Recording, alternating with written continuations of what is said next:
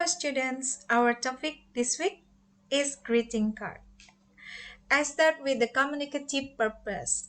What is the purpose of greeting cards? Apa sih tujuan komunikatif dari greeting card? We send the greeting card in two situations, sad situations and happy situations.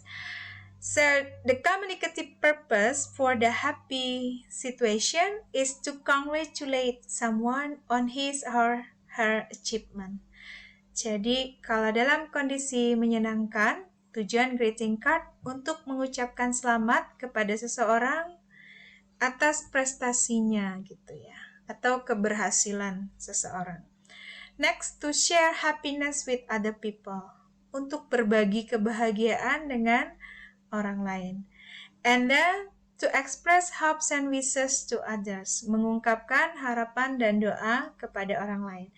Nah, how about the communicative purpose in the sad conditions? Bagaimana kalau dalam kondisi bersedih? The communicative purpose is to show sympathy or consolations. Jadi untuk mengungkapkan rasa simpati kepada orang lain. Misalnya situasi seseorang lagi sakit, kemudian ada kecelakaan. Next, to show condolence. Jadi untuk mengungkapkan rasa berbelasungkawa atau berduka. Student, let's see the generic structure of greeting card. There are three generic structure of the greeting card. The first one is addressee or receiver. Itu orang yang dituju atau penerima. Next, content of the greeting card. Isinya, nanti kita lihat lebih jauh. Dan yang ketiga, sender or writer. Pengirim atau penulis. Back to the content of the greeting card. Expression of happiness, condolence, sympathy, or consolation. Isinya ungkapan kebahagiaan, bela sungkawa, simpati juga, ya. Kemudian ada hopes and wishes, harapan, doa, ya. Next ada special quotes atau ungkapan khusus gitu ya.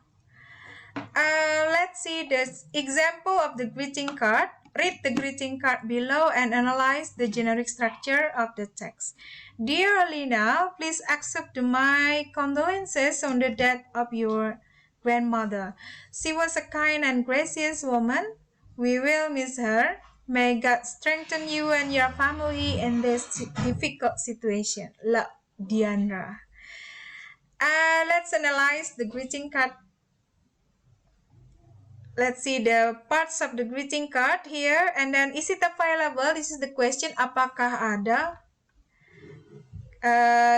Partnya ini bagiannya tadi. Kemudian kalau ada, write down the statement yang menyatakan ada itu ya. We go from the addressee and receiver. Orang yang dituju ada. Is it available? Of course available. Orang yang dituju itu biasanya yang namanya ditulis paling atas. Ada kata dear, berarti after the word dear is the addressee or the receiver. Jadi setelah kata dear itu adalah orang yang dituju. Jadi we write down yes here, and then the addressee is Lina. Next, expression of happiness. Apakah ini greeting card dalam situasi menyenangkan? I think no. Berarti di sini no. Ini ungkapan berbelasungkawa. Jadi bukan keadaan bahagia. Jadi dikasih strip aja. Expression of condolence. Ada ungkapan berduka di sana? Yes. Mana ungkapan berdukanya? Yaitu ini. Please accept my condolences on the death of your grandmother.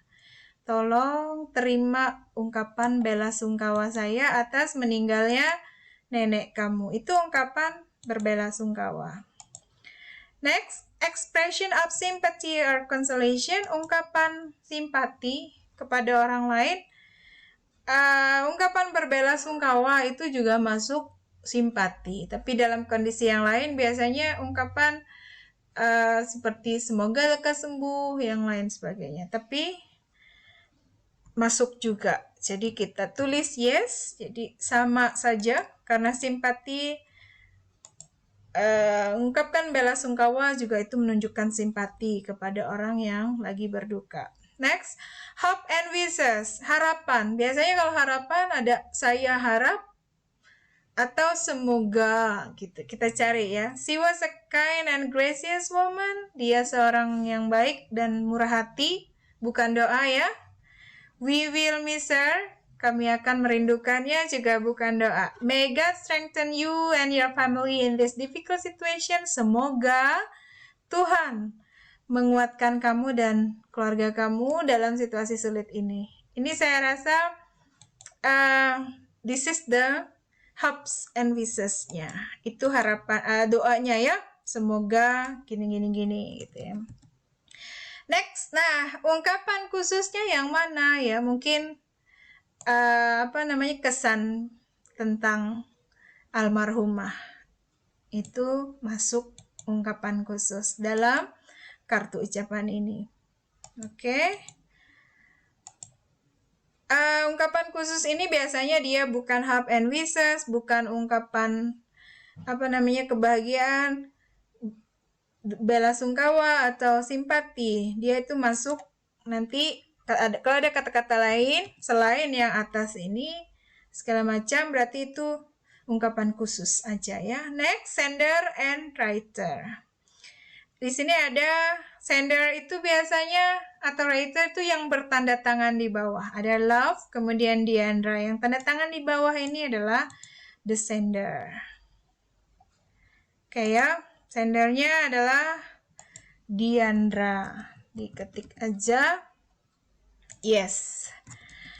Now students, there is a question. What is the relationship between sender and receiver? You have to answer this question. Apa sih hubungan antara si pengirim dengan si penerima? Pengirimnya Diandra, kemudian penerimanya adalah Lina. Apa hubungan mereka? From the text, we know that the relationship between Lina and Diandra itu hanya adalah teman. Jadi, you may write down like this. Diandra adalah teman Lina. How do you write teman Lina? Lina apostrophe S, friend. Gitu. Atau sebaliknya, Lina is Diandra's friend. You may write down like this. Teman Diandra. Nggak bisa kalau nggak ada apostrofi S-nya. Apostrofi ini S-nya menyatakan bahwa Diandra ini, Lina ini adalah teman si Diandra gitu. Next. Let's analyze the other greeting cards below. Nah, kita analisis greeting card yang lainnya. Ada greeting card, ini dalam kondisi bahagia ya. Yang dalam kondisi bahagia agak berbeda sedikit dengan yang kondisi berduka. Kita lihat. Dear Juliet, all the hard work you have put, all the sacrifice you have made have finally paid off. Congratulations on your success to be the winner of the speech contest for junior high school level 2020. We are proud of you, student union organizer. Nah ya, ini the greeting card in the happy situation. Kartu ucapan dalam keadaan senang. Oke, kita lihat, we start from the addressee or receiver. Who is the addressee? Siapa penerimanya? Ada. The receiver is the name after the word dear. Di sini ada Juliet. Jadi taruh aja Juliet. Jadi we write down yes. Expression of happiness itu sering disebut expression to congratulate someone gitu ya. Jadi ungkapan kebahagiaan itu sama dengan ungkapan untuk mengucapkan selamat gitu ya. Nah, kita lihat mana ucapan untuk ngucapin selamatnya. Of course, the expression to congratulate someone started by the word congratulations. Nah, ini dia. Selamat.